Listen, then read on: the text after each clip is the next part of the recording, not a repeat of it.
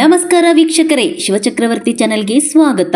ಶಾಸಕ ಪ್ರದೀಪ್ ಈಶ್ವರ್ ಅವರ ವರ್ತನೆಗೆ ಸಂಬಂಧಿಸಿ ಎಂಎಲ್ಸಿ ಕೆಎಸ್ ನವೀನ್ ತೀವ್ರ ವಾಗ್ದಾಳಿ ನಡೆಸಿದ್ದಾರೆ. ಚಿತ್ರದುರ್ಗದಲ್ಲಿ ಮಾತನಾಡಿದ ಅವರು, ಶಾಸಕರಾಗಿ ಸಂಯಮದಿಂದ ನಡೆದುಕೊಳ್ಳಬೇಕು.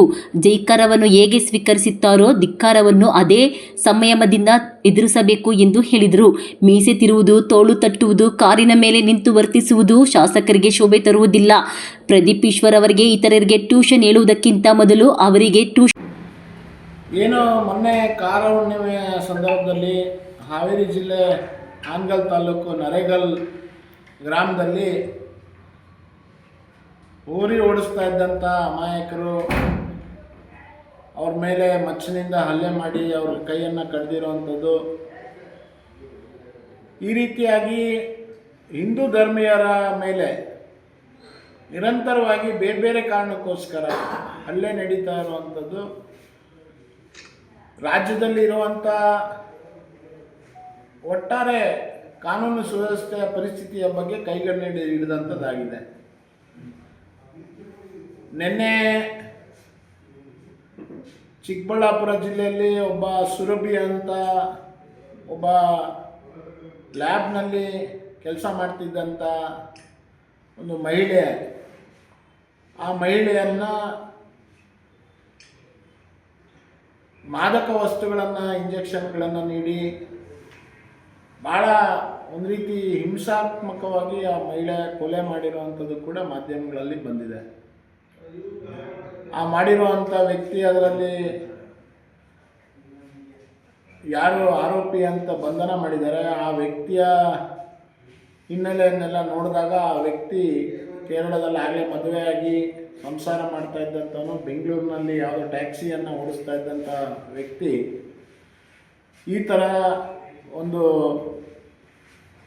ಅಮಾಯಕ ಹುಡುಗಿಯನ್ನು ಮಾದಕ ದ್ರವ್ಯಗಳ ವ್ಯಸನಿಯನ್ನಾಗಿ ಮಾಡಿ ಕೊನೆಗೆ ಆ ಮಹಿಳೆಯ ತಾಯಿಯನ್ನು ಕೂಡ, ಯುವತಿಯ ತಾಯಿಯನ್ನು ಕೂಡ ಕೊಲೆ ಮಾಡಬೇಕು ಅನ್ನುವಂಥದ್ದು ಉದ್ದೇಶಗಳಿತ್ತು ಅನ್ನುವಂಥದ್ದು ಕೂಡ ನಿನ್ನೆ ಇವತ್ತು ಬಂದಿರೋವಂಥದ್ದು. ಇದು ಒಂದು ರೀತಿ ಕರ್ನಾಟಕದಲ್ಲಿ ಕಾನೂನನ್ನು ಕಾಪಾಡಬೇಕಾದಂಥ, ಕಾನೂನು ರಕ್ಷಣೆ ಮಾಡಬೇಕಾದಂಥ ಗೃಹ ಸಚಿವರು ಬೆಳಗ್ಗೆಯಿಂದ ಸಂಜೆ ತನಕ ಅವರಿಗೆ ಸಂಬಂಧ ಇಲ್ಲದಿರೋಂಥ ವಿಷಯಗಳ ಬಗ್ಗೆ ಮಾತನಾಡ್ತಾ, ಟ್ವೀಟ್ ಮಾಡ್ತಾ, ಮತ್ತು ಅವರು ಭಾಳ ಪಂಡಿತರು ಅನ್ನುವಂಥ ರೀತಿಯಲ್ಲಿ ನಡ್ಕೊಳ್ಳೋವಂಥ ಗೃಹ ಮಂತ್ರಿ ರಾಜ್ಯದಲ್ಲಿದೆ. ಹಿಂದೆ ಇದ್ದಂಥ ಗೃಹ ಮಂತ್ರಿ ನನಗೆ ಗೊತ್ತಿಲ್ಲ ಅಂತ ಹೇಳ್ತಾ ಇದ್ರು, ಇವತ್ತಿರುವಂಥ ಗೃಹ ಮಂತ್ರಿ ನನಗೆಲ್ಲ ಗೊತ್ತಿದೆ ಅನ್ನುವಂಥ ಗೃಹ ಮಂತ್ರಿ ಬಂದ್ಬಿಟ್ಟಿದೆ. ಇದು ಕರ್ನಾಟಕದ ದೌರ್ಭಾಗ್ಯ. ಒಂದು ಕಡೆ ನರೇಗಲ್ ಅನ್ನುವಂಥ ಘಟನೆಗಳು, ಇನ್ನೊಂದು ಕಡೆ ಲವ್ ಜಿಹಾದಿನ ಘಟನೆಗಳು. ಈ ಥರ ಎಲ್ಲಿ ಕಾನೂನನ್ನು ಕಾಪಾಡಬೇಕಾಗಿರುವಂಥ ಜವಾಬ್ದಾರಿಯುತ ಸರ್ಕಾರ ಇತ್ತು, ಆ ಸರ್ಕಾರ ಸಂಪೂರ್ಣವಾಗಿ ಎಲ್ಲವನ್ನು ಬಿಟ್ಟು ಇವತ್ತು ನ್ಯಾಯಕ್ಕೋಸ್ಕರ, ಸುರಕ್ಷತೆಗೋಸ್ಕರ ಜನ ಪರದಾಡುವಂಥ ಪರಿಸ್ಥಿತಿ ರಾಜ್ಯದಲ್ಲಿ ನಿರ್ಮಾಣ ಆಗಿದೆ. ಇದಕ್ಕೆ ಮುಖ್ಯಮಂತ್ರಿಗಳು ನೇರ ಜವಾಬ್ದಾರಿಯನ್ನು ಹೊತ್ತು ಯಾರು ಈ ಥರ ಕಾನೂನನ್ನು ಕೈಗೆತ್ಕೊಳ್ತವ್ರು ಅಂತ ಪುಂಡ್ರಿದ್ದಾರೆ, ಕಿಡಿಗೇಡಿಗಳಿದ್ದಾರೆ, ಮತ್ತು ವಿಶೇಷವಾಗಿ ಈ ಥರದ ಸುವ್ಯವಸ್ಥೆಗೆ ಧಕ್ಕೆ ತರುವಂಥ ಜನರಿದ್ದಾರೆ, ಇವ್ರ ಮೇಲೆ ಕ್ರಮ ಜರುಗಿಸಬೇಕು ಅಂತ ನಾನು ಆಗ್ರಹಿಸ್ತೇನೆ. ಮತ್ತು ಈ ನರೇಗಲ್ ಘಟನೆಯಲ್ಲಿ ಕೇವಲ ಬಂಧ ಮಾಡೋವಂಥದ್ದಲ್ಲ, ಮುಂದೆ ಈ ರೀತಿಯ ಯಾರು ಮಚ್ಚನ್ನು ಕೈಯಲ್ಲಿ ಹಿಡಿತಾರೋ ಅಂಥವ್ರನ್ನ ನೀವು ಇವತ್ತೇ ಗುರುತಿಸಿ ಅವ್ರನ್ನ ನೀವು ತಹಬದಿಗೆ ತರೋವಂಥ ಕೆಲಸ ಮುಖ್ಯಮಂತ್ರಿಗಳು ಮಾಡಬೇಕು ಅಂತ ನಾನು ಅಲ್ಲಿ ಆಗ್ರಹ ಮಾಡಿ. ಪ್ರದೀಪ್ ಈಶ್ವರು ಅದೇನೋ ಹೇಳ್ತಾರಲ್ಲ, ಸುಮ್ಮನೆ ಯಾರದೇ ಚೇಳು ಬಿಟ್ಕೊಳ್ಳೋದು ಅಂತೇಳಿ, ಆ ವ್ಯಕ್ತಿ ತನ್ನ ಕ್ಷೇತ್ರದಲ್ಲಿ ನಡೆಯುವಂಥ ಕಾರ್ಯಕ್ರಮದಲ್ಲಿ ಬಂದು ಅವರೇನೋ ಮಾತಾಡಿದ್ದಾರೆ ಕುಮಾರಸ್ವಾಮಿ ಬಗ್ಗೆ ಅಂತೇಳಿ, ಸಹಜವಾಗಿ ಯಾವುದೇ ಪಕ್ಷದ ನಾಯಕರ ಬಗ್ಗೆ ಮಾತನಾಡಿದ್ರೆ ಆ ಪಕ್ಷದ ಕಾರ್ಯಕರ್ತರು ಪ್ರತಿಭಟನೆ ಮಾಡುವಂಥದ್ದು, ಧಿಕ್ಕಾರಕ್ಕೆ ಹೋಗುವಂಥದ್ದು ಇದೇನು ಮೊದಲನೇ ಪ್ರದೀಪ್ ಈಶ್ವರ್ ಕ್ಷೇತ್ರದಲ್ಲಿ ಅಷ್ಟೇ ನಡೆದಿಲ್ಲ. ರಾಜ್ಯದ ಎಲ್ಲ ಕಡೆಗಳಲ್ಲಿ ಈ ಥರ ಏನಾರ ಅವ್ರ ಪಕ್ಷದ ನಾಯಕರ ಬಗ್ಗೆ ಮಾತನಾಡಿದಾಗ ಅದನ್ನು ಖಂಡಿಸುವಂಥದ್ದು, ಧಿಕ್ಕಾರ ಹೇಳುವಂಥದ್ದು, ಕೂಗಾಡುವಂಥದ್ದು ಸಹಜವಾಗಿ ರಾಜಕೀಯ ಪಕ್ಷದಲ್ಲಿ ನಡೆಯುತ್ತೆ. ಇವರೊಬ್ಬ ಶಾಸಕರಾಗಿ ಜವಾಬ್ದಾರಿಯುತ ಸ್ಥಾನದಲ್ಲಿರುವಂಥ ವ್ಯಕ್ತಿ ಧಿಕ್ಕಾರ ಕೂಗದಂಥವ್ರ ಸಂದರ್ಭದಲ್ಲಿ ಸಂಯಮದಿಂದ ವರ್ತನೆ ಮಾಡಬೇಕು. ಪ್ರಜಾಪ್ರಭುತ್ವದಲ್ಲಿ ನಾವೆಲ್ಲ ಇರುವಂಥದ್ದು ಚುನಾಯಿತ ಪ್ರತಿನಿಧಿಗಳಾಗಿ ಜೈಕಾರನೂ ಕೇಳಬೇಕು, ಜೈಕಾರ ಕೇಳೋಷ್ಟೇ ಒಂದು ಸಂಯಮದಿಂದ ಧಿಕ್ಕಾರ ಆಗಿದಾಗ ಧಿಕ್ಕಾರನೂ ಕೇಳೋವಂಥ ಮನಸ್ಥಿತಿ ಇರಬೇಕು.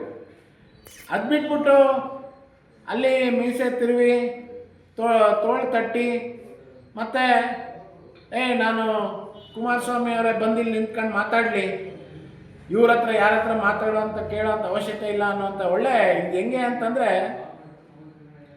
ಈ ಸಿನಿಮಾಗಳಲ್ಲಿ ತೋರಿಸೋಂಥ ರೀತಿಯಲ್ಲಿ ಇದೆಲ್ಲವೂ ಕೂಡ ಹಿಂದೆ ಬರೀ ಸಿನಿಮಾದಲ್ಲಿ ಈ ಥರದಲ್ಲಿ ನಾವು ನೋಡ್ತಾ ಇದ್ವಿ. ಶಾಸಕರಾದಂಥವ್ರು ಅಥವಾ ಚುನಾಯಿತ ಸ್ಥಾನದಲ್ಲಿರೋಂಥವ್ರು ಈ ಥರ ಮಾಡೋ ಅಂಥದ್ದನ್ನು.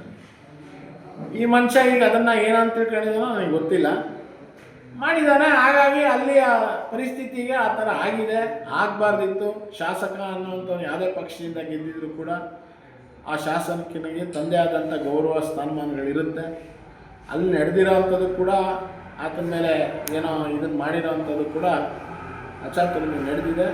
ಆದರೆ ಇವತ್ತು ಭಾಳ ಕೆಳಮಟ್ಟಕ್ಕೆ ಪ್ರದೀಪ್ ಈಶ್ವರು ಶಾಸಕ ಸ್ಥಾನವನ್ನು ಕೆಳಮಟ್ಟಕ್ಕೆ ತಗೊಂಡು ಹೋಗಿರೋವಂಥ ರೀತಿ ವರ್ತನೆ ಮಾಡಿ, ಇಲ್ಲಿ ದಾವಣಗೆರೆಯಲ್ಲಿ ಬಂದರು, ಇಲ್ಲೂ ವೆಹಿಕಲ್ ಮೇಲೆ ನಿಂತ್ಕೊಂಡು ಇಲ್ಲೂ ಇದನ್ನು ಮಾಡೋದು, ಅಲ್ಲಿ ಚಿಕ್ಕಬಳ್ಳಾಪುರ ಸ್ವಂತ ಕ್ಷೇತ್ರದಲ್ಲಿ ವೆಹಿಕಲ್ ಮೇಲೆ ನಿಲ್ಲೋವಂಥದ್ದು, ಕೈ ತಟ್ಟುವಂಥದ್ದು.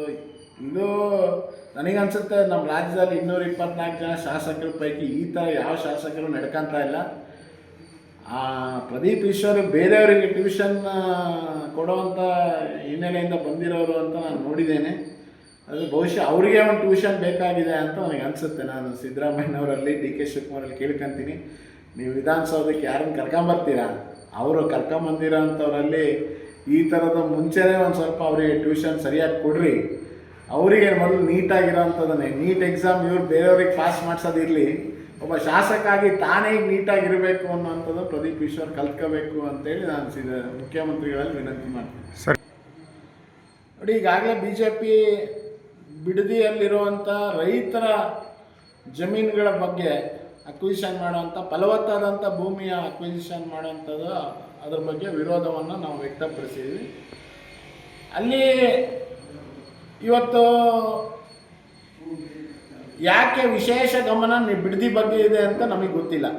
ಟೌನ್ಶಿಪ್ ಬಿಡದಿಯಲ್ಲೇ ಆಗಬೇಕು, ಅದೇ ಭೂಮಿಯನ್ನೇ ತಗೊಂಡು ಮಾಡಬೇಕು, ಈ ಥರದ್ದು ಯಾಕೆ ಮಾಡ್ತಾರೆ? ಹಿಂದೆ ಸಿದ್ದರಾಮಯ್ಯನವ್ರು ಮುಖ್ಯಮಂತ್ರಿ ಇದ್ದಾಗ ದೇವನಹಳ್ಳಿಲಿ ಅದೇ ಥರ ಮಾಡೋಕ್ಕೆ ಹೋಗಿದ್ರು. ಕೊನೆಗೆ ದೇವನಹಳ್ಳಿಲಿ ಹೋರಾಟಗಳೆಲ್ಲ ಆಯಿತು, ಕೈ ಬಿಟ್ಟರು. ಇವತ್ತು ಡಿ ಕೆ ಶಿವಕುಮಾರ್ ಅವರು ಬಿಡದಿ ಕಡೆಗೆ ಕಣ್ಣನ್ನು ಹಾಕಿರೋವಂಥದ್ದು.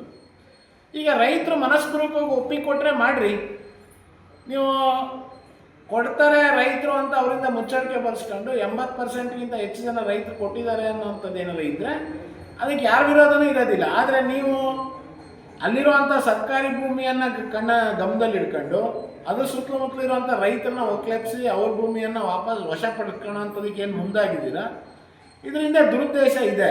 ಆ ದುರುದ್ದೇಶವನ್ನು ತಡಿಬೇಕು ಅಂತಲೇ ಇವತ್ತು BJP ಮತ್ತು JDS ಎರಡೂ ಕೂಡ ಪ್ರಯತ್ನ ಮಾಡ್ತಾಯಿದೆ. ಮುಖ್ಯಮಂತ್ರಿಗಳು ಇದನ್ನು ಕೈಬಿಟ್ಟು ನಿಮ್ಮ ಕನಸೇನಿದೆ ಬೆಂಗಳೂರನ್ನ ಬೆಳೆಸಬೇಕು ಅಂತ, ಆ ಕನಸಿಗೆ ಎಲ್ಲರನ್ನೂ ಒಟ್ಟಿಗೆ ತಗೊಂಡೋಗುವಂಥ ಪ್ರಯತ್ನವನ್ನು ಮಾಡಿದ್ರೆ ಮಾತ್ರ ನೀವು ಯಶಸ್ವಿ ಆಗ್ತೀರ. ನೀವು ಹಠಮಾರಿ ಧೋರಣೆಯಿಂದ ಡಿಕ್ಟೇಟರ್ಶಿಪ್ ಮಾಡೋಂಥದ್ರಿಂದ ಇವತ್ತು ಯಾರೂ ಕೂಡ ಕರ್ನಾಟಕದಲ್ಲಿ ನಿಮ್ಮ ಧೋರಣೆಗೆ ಬಗ್ಗುವಂಥ ರೈತರು ಯಾರೂ ಇಲ್ಲ. ಅದನ್ನು ಕೈ ಬಿಡಬೇಕು ಅಂತ ನಾನು BJP ರಾಜ್ಯಾಧ್ಯಕ್ಷರು ಬದಲಾವಣೆ ವಿಷಯ ಮಾಧ್ಯಮಗಳಲ್ಲಿ ಬರ್ತಾ ಇದೆ ಹೊರತು ರಾಜ್ಯದ ನಮ್ಮ ರಾಷ್ಟ್ರೀಯ ನಾಯಕರಾಗಲಿ ಅಥವಾ ನಮ್ಮ ಕರ್ನಾಟಕದ ಗಮನ ಮಾಡ್ತಾ ಇರೋಂಥ ಪ್ರಮುಖರಾಗಲಿ ಅದ್ರ ಬಗ್ಗೆ ಯಾವುದೇ ಅಧಿಕೃತ ಹೇಳಿಕೆಗಳನ್ನು ಯಾವುದೂ ಕೂಡ ಕೊಟ್ಟಿಲ್ಲ. ಅಂಥ ಸಂದರ್ಭ ಬಂದಾಗ ಕೇಂದ್ರದ ನಾಯಕತ್ವ ಇದೆ, ನಮ್ಮ ವರಿಷ್ಠರಿದ್ದಾರೆ, ನಮ್ಮ ರಾಷ್ಟ್ರೀಯ ಅಧ್ಯಕ್ಷರು ಮತ್ತು ಇದ್ರ ಬಗ್ಗೆ ನಿರ್ಣಯ ಮಾಡುವಂಥ ಎಲ್ಲ ನಮ್ಮ ರಾಷ್ಟ್ರೀಯ ಸೇರಿ ಒಟ್ಟಿಗೆ ಚರ್ಚೆ ಮಾಡಿ ಅದರ ತೀರ್ಮಾನವನ್ನು ಮಾಡ್ತಾರೆ. ಆ ವಿಷಯ ಅಧಿಕೃತವಾಗಿ ಬರೋ ತನಕ ನಾನೇನು ಅದ್ರ ಬಗ್ಗೆ ಹೇಳಿಕೆಯನ್ನು ಕೊಡೋದಕ್ಕೆ ಸಿದ್ಧ ಇಲ್ಲ.